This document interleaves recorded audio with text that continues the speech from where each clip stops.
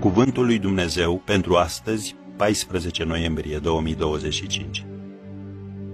Trăiește prin ascultare, nu prin emoții. Femeia a văzut că pomul era bun de mâncat și plăcut de privit și că pomul era de dorit. Geneza 3, versetul 6. Emoțiile au o componentă pe care o numim sentiment. Sentimentul este mai durabil și mai complex decât emoția și exprimă atitudinea omului față de realitate. Majoritatea dintre noi am simțit puterea și efectul. Noi toți luăm decizii determinate de sentimente. Relațiile sunt stabilite sau deteriorate din cauza sentimentelor. Ceea ce a condus-o pe Eva la neascultare a fost vederea a ceea ce arăta bine, plăcut și de dorit. Biblia nu spune că ei era foame. Cred că ar fi mâncat din orice alt pom din grădina Edenului.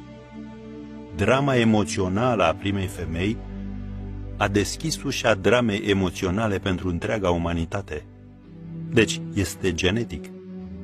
Iar emoțiile au nevoie de satisfacție. Furia, durerea, dragostea vor să fie satisfăcute. Dacă nu suntem proprii noștri stăpâni, trăim sub dominația dramatică a emoțiilor care ne conduc la rău. Dacă ești creștin născut din nou și emoțiile tale nu au fost atinse de Dumnezeu, înseamnă că ai un stil de viață nesatisfăcător. Dumnezeu trebuie să facă în noi o lucrare numită transformare. Vezi Roman 12, primele 2 versete. Emoțiile trebuie să fie reînnoite, astfel încât ura să se transforme în dragoste, blestemul în binecuvântare, resentimentele în iertare, mânia în pace, tristețea în laudă. Transformați de cuvântul lui Dumnezeu și de Duhul Său, suntem eliberați de drama și haosul pe care le pot produce emoțiile noastre. Atunci când suntem conduși de emoțiile noastre, ne dorim o mentalitate de tipul să ne simțim bine. Dar Eva ne demonstrează că tipul acesta de mentalitate este un motivator crunt și ne duce la necaz.